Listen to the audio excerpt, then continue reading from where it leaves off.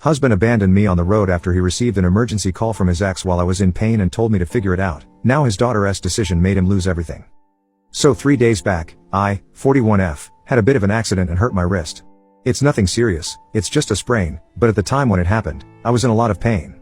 When it happened, only my husband Michael, 45M, and I were at home, and I asked him to take me to the nearby ER so I could get this checked out because I had thought I had fractured my wrist somehow.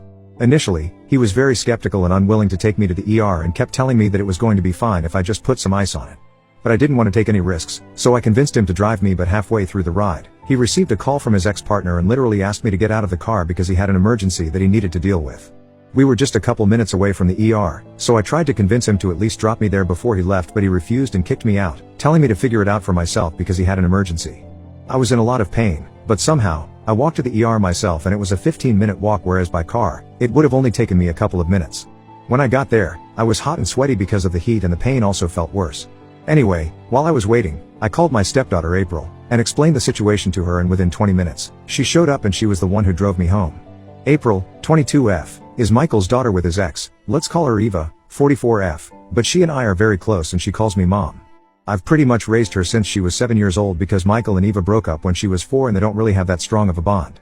So April was obviously very upset that her father had just kicked me out of the car when I was injured and then left me to walk to the ER, especially when I was in so much pain. Even when we found out that it was just a sprain, she told me that it was still no excuse for my father to have treated me that way, and she was very upset with him. I didn't bother to defend him because I was pretty upset with him as well. When we got home, my hand was in a splint and I would have to wear it for 3 to 4 weeks, so I don't think that's nothing like Michael had been claiming, and I think I did the right thing by getting myself to the ER. After we got home, April stayed with me and helped me out with everything, but I could tell that there was something bothering her.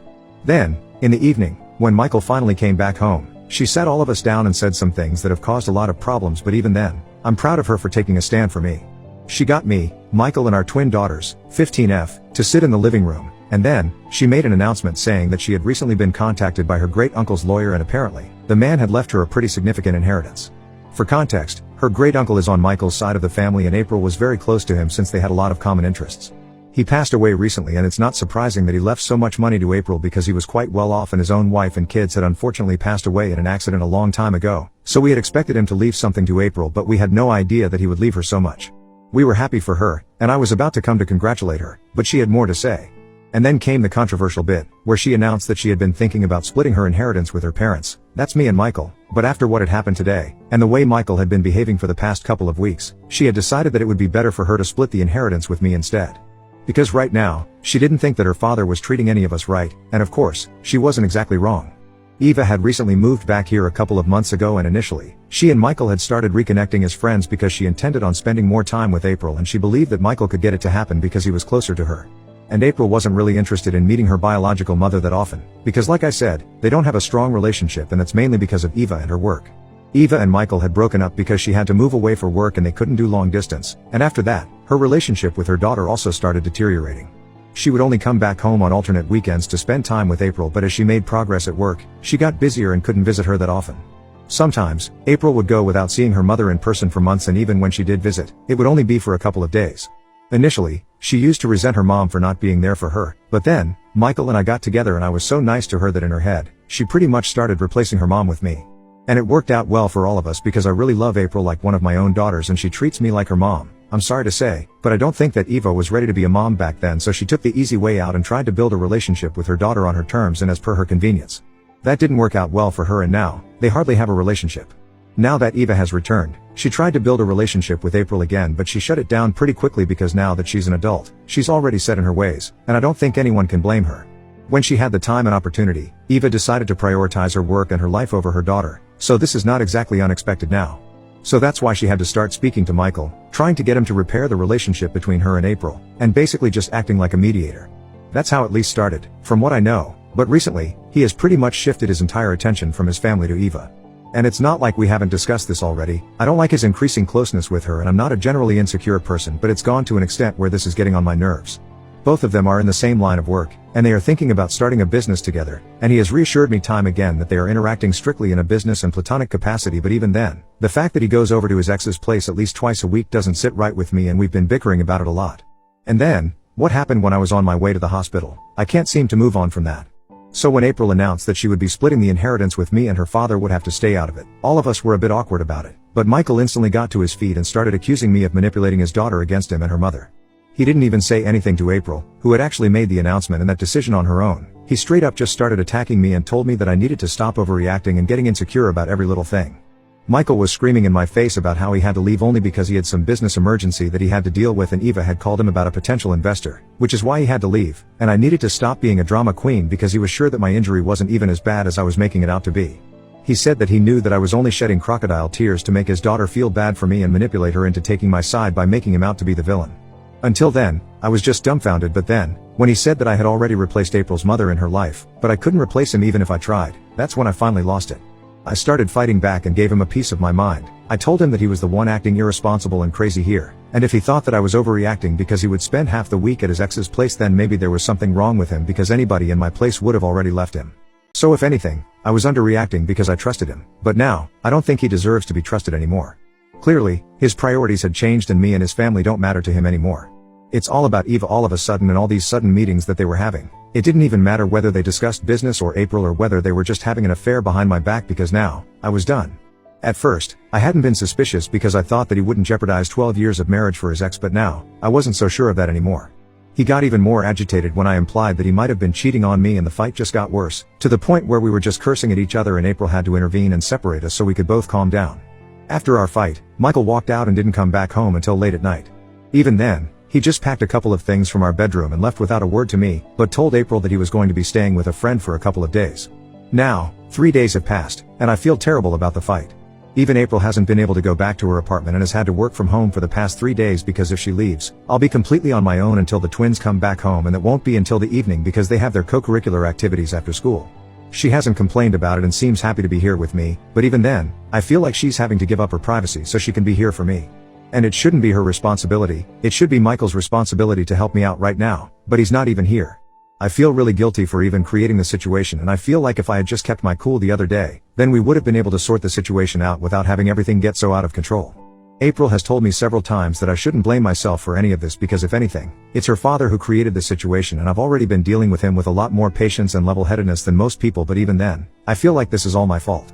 Ida for getting into a fight with my husband because he's been keeping in touch with his ex lately? Edit. Okay, a couple of things that I think I have to address. First, I'm not shaming Eva for choosing her career over anything. In fact, I didn't even think that I was shaming her, I just thought that I was pointing out the facts. Eva did not choose her daughter, that's just a fact, and it's not my fault that April has a better relationship with me than her. I put in the time, I put in the effort, and she didn't, that's just how it works. She didn't try to be there for her daughter when she was younger, during her formative years, but I was there. And now, as an adult, she can try to build a relationship with her, but if April doesn't want it, then I don't think she can force it on her even with Michael's help. So I really don't know what they have been meeting about so frequently, since the business idea only occurred to them a couple of weeks ago and they've been working on it since then, but before that, they apparently only met to discuss April. And secondly, I'm not a complete fool like a lot of you seem to think. I know that there might have been something going on with Michael and Eva, I haven't completely ruled that possibility out, but it's just that it hurts me so much to even think about it that I didn't speak about it too much on my post, and I have been actively trying not to think about it in my life. So I'm not clueless, I know that he might be having an affair, but I've just been trying to look the other way so far because it hurts me too much to think about it. It's obviously not the most healthy way to deal with it, but what else could I do? It's not like I had any hard evidence, it's just my suspicions and insecurity, and even though I have spoken to him about it a couple of times now, he's always managed to reassure me that there's nothing going on between the two of them and that they are just friends. They have stayed in touch for many years, even after they broke up because of course, they have a daughter together, and until recently, I never had an issue with it. But now, I find it very uncomfortable and it's very embarrassing to even say it out loud because it makes me feel like a high school girl, but I really don't appreciate them having a relationship like this anymore because it feels like it's crossing the limit of what counts as platonic at this point. Anyway, my point is that I know there might be something going on between the two, I just haven't been able to acknowledge it so far, but now, I guess I have to. Update 1. So, I spoke to April about whatever I was feeling. First off, I apologized for putting her through so much trouble because it's been a week since Michael walked out and she's been staying with me. She's been a great help because I can hardly do anything with my sprained wrist since it's the right hand that's been affected. So she's been helping me out with the chores that I can't do, and she's also been working from home like I said. I know it must be very stressful for her because even though I've had to switch to working from home too, at least, I don't have to worry about the household work anymore, and it's all thanks to her. I told her that I had been feeling really guilty about all of this because it was really not her responsibility since Michael should be the one here helping me out right now. But she told me it was no big deal because even when she was younger, technically speaking, I wasn't supposed to be her responsibility because we are not even biologically related, but I went above and beyond for her. So this is the least that she can do for me. It got me really emotional, and I ended up crying and venting to her. I told her about my suspicions of her father being unfaithful to me with her mom because of how much they've been hanging out lately, and I thought that she would tell me that I was overthinking everything and that no matter how he was, Michael would never be able to cheat on me, but unfortunately, she just stayed silent. So I knew that she was thinking along the same lines, that there was no telling what Michael would do or not, at least at this point because things had already turned very bitter. After a while, she finally spoke up and she told me that while she wasn't exactly sure whether Michael had been cheating on me or not, she was sure that they were definitely not discussing her or trying to repair her relationship with her mom like they had said they were going to do because, for the past couple of months, she has hardly received any messages or phone calls from Eva. She wanted to talk to me about it and had been looking for the opportunity, but she didn't want to start any trouble between the two of us, and besides, this was an awkward enough topic to deal with anyway, so she hadn't found the courage to bring it up with me so far. When April told me that, I was already feeling pretty down and it just shattered me because if Eva was not even trying to reach out to her own daughter, then whatever Michael had been telling me about the two of them brainstorming ways to repair the relationship between mother and daughter had all been just a bunch of BS. I didn't know what to say to that, so I just told April that at this point in time, I thought the only way I could deal with this situation was by filing for a divorce. Because I was not comfortable with his closeness with Eva anymore, and it was very obvious that he couldn't care less about whether I liked it or not. In fact, I didn't even know if they were actually planning on starting a business together or if it was all just an excuse to get together. Things have come to a point where I'm not sure about anything anymore, and at my age, I don't want to deal with stuff like this. I've already put up with everything that I possibly can without any complaints because I really loved him, but even love has its limits. I couldn't think of anybody that I could say this to as comfortably as I confessed it to April because my dad, who I was close to, passed away a couple of years ago and my mom hasn't been part of my life since I was little. And I'm glad that April seemed to understand because even though she's not my biological daughter, she's more than what I could have asked for. My twins are still too young to understand these things, but April is older and more mature, and she told me that if I really wanted a divorce, then I should go ahead without caring about anybody else's feelings. Because currently, nobody is prioritizing my feelings, so the least I can do for myself is put myself first. Besides, there's no telling what might be going on between her father and her mom at this point in time, and it's not like even if I do confront him about it, he is going to tell me the entire truth. The whole situation has gotten really bad and out of hand, and it's time that I extract myself from it before I get even more hurt than I already have. That's the advice that April had for me, and I have to say, even though she's so much younger than me, that's pretty sound advice and I just needed to hear that. So I've already started looking up divorce attorneys, and soon enough, I think I'm going to be filing for a divorce. In the meantime, if Michael does come back home at any point, I'm going to talk to him about it and let him know about my decision, but my mind has already been made. It's going to be difficult, I'm already aware of that, but honestly, after what's been going on for the past couple of months, ever since Eva came back, I think this is going to be a cakewalk for me now. Update 2. Hi, so it's been a pretty rough week. 2 weeks ago, Michael walked out and he still hasn't come back. I've spoken to a lawyer, April helped me get in touch with him, and a couple of days ago, I filed for a divorce. Michael and I haven't blocked each other, we just stopped talking, so I just left him a message telling him that given the situation right now, I don't think it's necessary for us to be together anymore. It's very obvious that his priorities have shifted after Eva has come back and I can't deal with it anymore. It's been emotionally devastating for me, but it's time that I took a stand for myself, and I'm doing that by filing for divorce. I poured my heart out in that message, but he did not reply. And there was nothing else that I had to say to him, so I just let it go. Today, I think he was served with the divorce papers because he reached out to April and told her that he would be signing off in a couple of days. He just needed some time to get his lawyer to take a look at the terms of the divorce, but other than that, he had gone through it himself and he was completely fine with the terms that I had put forth. I found it a little sad that even though I had texted him myself, he didn't even have the courtesy to reply to me personally and was speaking to me through April. But whatever, I have learned not to expect anything from Michael anymore. And this nonchalant attitude towards the divorce, it just makes me even more sure that there must have been something going on with him and Eva. Because even when we have fought earlier, we have had really terrible fights, but we have never even entertained the idea of divorce because he just wouldn't have it, and to be very honest, neither did I ever think that it would come to a stage like this. But here we are and there's nothing much that we can do at this point. On a better note, at least my daughters are all on my side. The twins, even though they are really young, seem to understand what I'm going through and have been extra supportive and compassionate. April, as always, has been very mature about the whole thing and even helped me break the news to the twins a couple of days back when I finally filed for divorce. I thought that they were going to be upset with me, but they were very supportive and I really can't ask for more. As long as all three of my daughters are by my side, I think I can pretty much tackle everything. This whole situation with Michael is really nothing. And luckily, the twins are 15 and by the end of the year, they'll be turning 16, so I don't even think that we need to get into the whole custody thing. We can just speak to them, get a lawyer to do the paperwork, and arrange something that works for all of us. But right now, the twins have very negative sentiments toward their father and don't want to spend any time with them. With time, I'm sure that might change, but for now, They're very adamant that they are going to be staying with me and don't want to see their dad. Update 3. So, 5 days have passed since my last update, and today, Michael came back home with the signed divorce papers. He's not contesting anything, and as soon as the waiting period is over, the divorce will be finalized since we've already worked out the nitty-gritty with our lawyers in the past couple of days. He hadn't called to inform me that he would be visiting today, so I was a little shocked when I saw him outside the door, but I still let him in. He told me that he was only here to collect his things because he was running out of clothes to wear and he couldn't keep borrowing. It's the weekend, so April and the twins were all at home, and throughout the time that their father was here, they just stayed away from him and barely even looked at him.